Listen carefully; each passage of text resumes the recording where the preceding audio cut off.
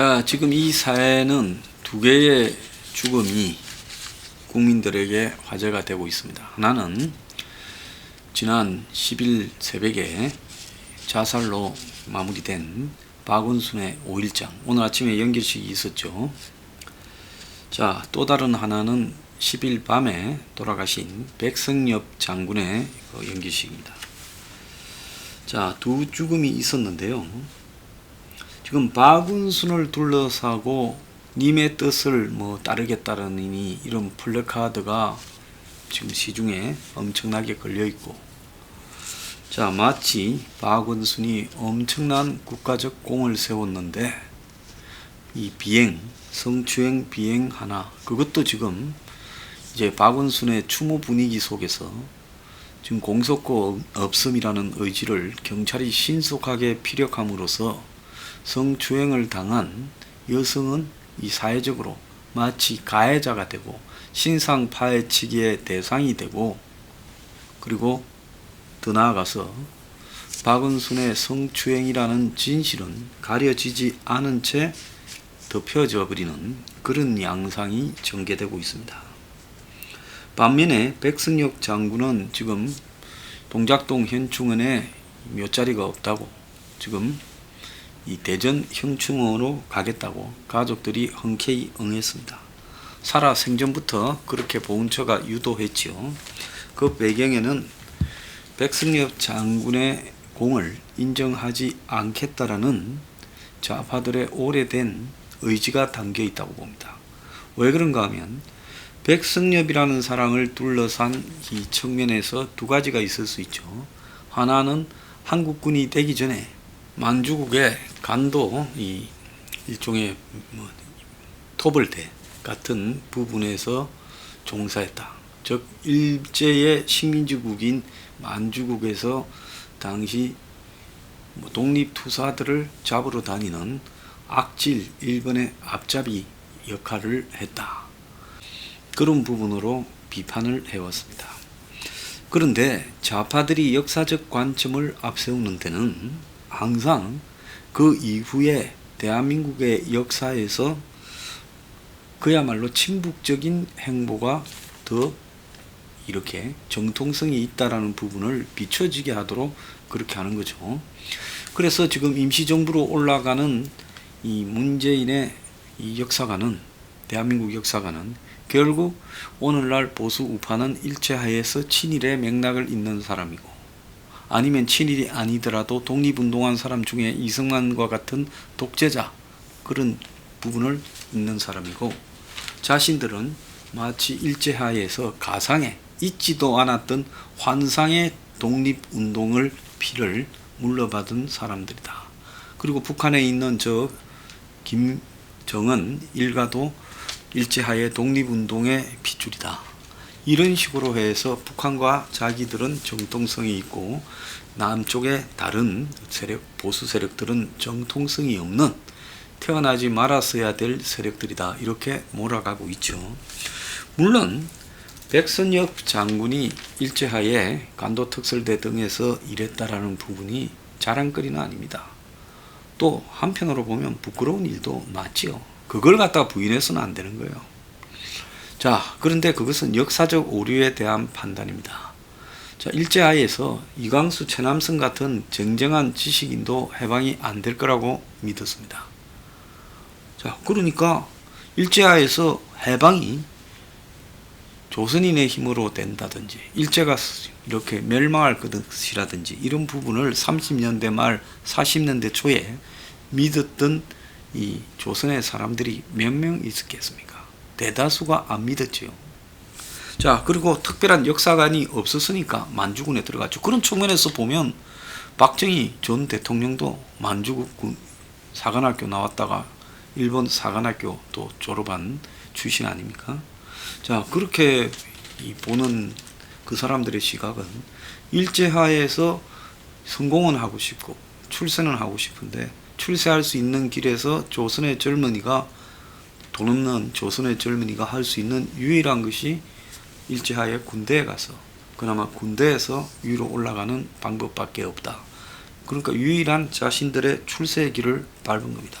거기에 뭐 역사적인 또 이 애국심 이런 것까지 요구하면 좋겠지만은 그런 게 없었다고 해서 그 사람들이 반역사적이라고 이야기할 수는 없는 거고, 일제에 수긍하고 살았던, 그러면 한반도에 살았던 이 조선에 당시에 한 2천만쯤 됐나요?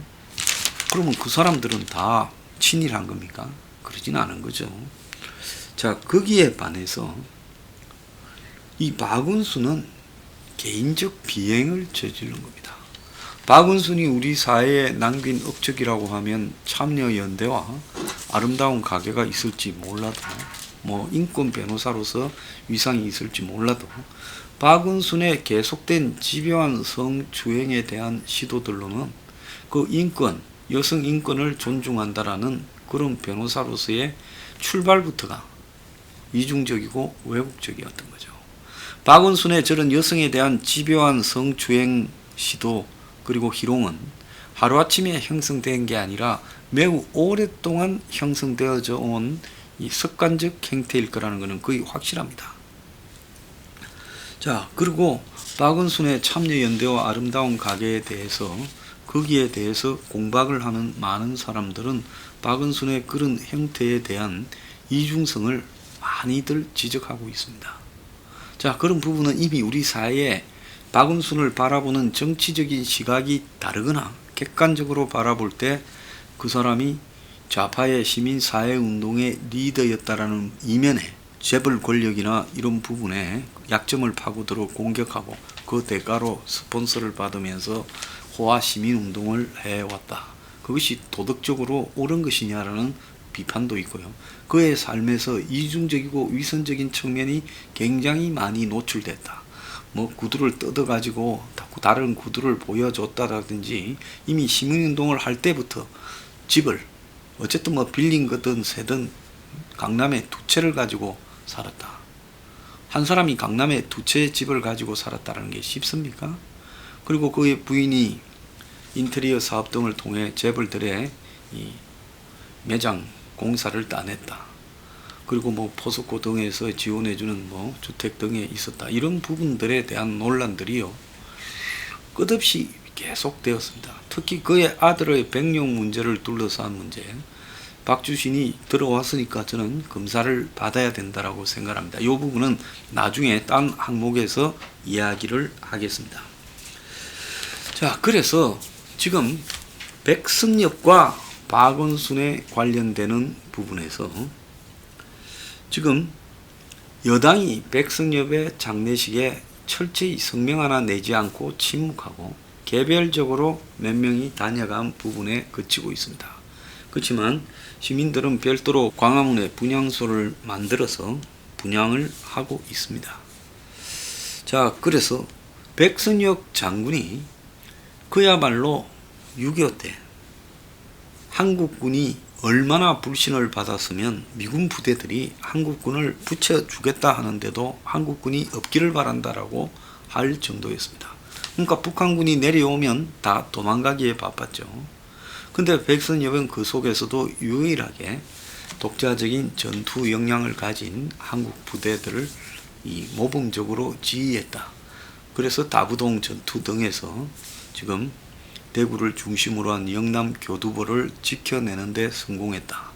만약에 거기서 한국군이 이전처럼 지리멸렬했더라면 미군만으로는 막기가 어려웠을 것이고, 결국은 미군의 최종 방어선이 뚫리면 미국도 일본으로 후퇴하고 결국 한반도 자체가 적화되었을 가능성도 상당히 컸다라는 겁니다. 그래서 최종 순간에 대구를 지켜내는 그 다부동 전투의 영웅이다. 이 부분, 자, 이것은 그의 이 과가 있다 하더라도 그의 공이, 그의 과를 충분히 덮을 만큼 훌륭했다는 거예요. 그 사람에게 처음부터 국가가 있었더라면, 충성을 바칠 국가가 존재했더라면 그는 처음부터 그 국가를 위해서 헌신하는 국군이 되었을지 모릅니다. 근데 불행히 그나 박정희는 태어나서 들어갈 이 국가가 없었던 거죠. 그러니까 그들은 일제하에 만주국의 사관학교에 들어가고 만주국 군인이 되었습니다. 자, 그런 부분들을 지금의 시각에서 비난하면서 비판하는 사람들이, 그때가 언제입니까? 80년 전의 사실입니다. 80년 전, 100년이 가까워오는 과거의 역사에 대한 규정을 가지고 그 사람을 오늘날 비판하는 사람들입니다. 그 이후에 백성역 장군의 집안의 축제와 관련된 부분을 비판하는 시각도 있는데요. 자, 그거는 지금 현재 문가리우스 정권 하에서 이인영 등 지금 청문회를 하려고 하는 사람, 모든 사람들에게도 지금도 공이 적용되어지는 대한민국의 공통적 요소이기 때문에 백승엽 장군에게 무슨 청백리의 표상을 가지고 이렇게 그에게 요구하는 것보다 그가 6.25 때 세운 공훈이 그 이후에 그 전에 그의 모든 과를 듣기에 충분했다라는 부분으로 더 이야기할 필요가 없는 겁니다. 우리는 대한민국의 오늘날 유지에 대해서 백승엽 장군에게 빚을 진 것은 사실입니다. 자, 그에 반해서 박운순이 없었다고 대한민국의 시민운동이나 사회운동이 뭔가 달라졌을까요? 박운순의 가장 큰 공은 여성의 인권을 존중하는 부분이었다고 보는데 그의 죽음은 여성의 인권을 유린하다가 그 결과가 들통나자 자살했습니다. 그는 대한민국 역사상의 최초의 여성의 성희롱 서울대 우조교 사건을 처벌받게 만드는 이 여성 인권을 옹호하는 페미 변호사이지만 그의 죽음은 여성 인권을 유린하는, 몰래 유린하는 그야말로 늑대 같은 서울시장으로서 끝났습니다. 그러니까 박원순의 삶 자체가 전부 가식이다라고 볼 수 있는 부분이에요. 그 외에 그의 참여 연대나 아름다운 가게는 오늘날 정대협, 정의영 같은 사회운동의 타락을 가져온 원조와도 같은 그런 사례로서 바라볼 수 있는 겁니다. 박운순은 이미 자살하러 나가기 전날 8일 오후에 서울시 직원으로부터 고소당한 사실을 알았고 이 내용을 가지고 안 채 그날 저녁에 자신의 지금 측근들인 전현직 구청장 모임에 참석한 걸로 보입니다. 그래서 그 전현직 구청장 모임이 결국 박운순에 대한 일종의 대책회의였다, 이렇게 봐야 될 거라고 추정되는데요. 어떤 보도들은 그 자리에서 시장 사퇴 내지는 무슨 사과 이런 이야기까지 나왔던 걸로 나오고 있습니다. 박운순이 아마 그 모임에 갔다 뜬 눈으로 밤을 새웠을 것이고 9일날은 세상 만사가 귀찮아졌겠죠. 자, 대책이 사퇴, 시장 사퇴 아니면 사과면, 사과를 해도 결국 사퇴로 몰릴 거고 결국은 사퇴라고 봐야 되는 겁니다. 자, 시장을 사퇴했을 때 자기 인생은 끝난 것이고 또 다른 기회는 오지 않을 거라고 보입니다. 오거돈처럼 커다란 꿈이 없이 짭짤하게 그냥 시장이나 하자고 나섰던 사람과 그래도 대선까지의 꿈을 꾸고 그런 꿈 자체가 거대했던 박운순하고의 어떤 충격은 비교가 되지 않았을 거라고 보입니다. 그러니까 박운순이 다음날 아침에 택시를 타고 자신의 관사를 나와서 와룡공원까지 갔다가 자살을 하게 된 걸로 보입니다. 그래서 이 도저히 본인이 견적을 내봐도 견적이 나오지 않는 출구가 막힌 상황, 누가 어떻게 해줄 수 없는 이 상황에서 박운순이 자살을 선택한 건가? 그런데 거기에 님의 뜻을 기리겠다라고 플래카드를 붙이고 추모 분위기를 만들어내고 거기에 55만 명이 국민의 세금으로 5일장을 치르는데 반대한다라고 지금 청원을 했음에도 불구하고 그걸 갖다가 5일장을 다 마치고 오늘 연결식까지 하는 모습과 또 백선엽 장군에 대해서 철저히 비하하려고 노는 여당의 행태, 이 두 가지가 그야말로 시대적 오류와 개인적 비행을 구별하지 못하는 이 정권과 여권의 수준을 보여주는 게 아니냐, 이렇게 생각합니다. 박은순의 삶은 처음부터 다 끝까지 거짓으로 끝났습니다.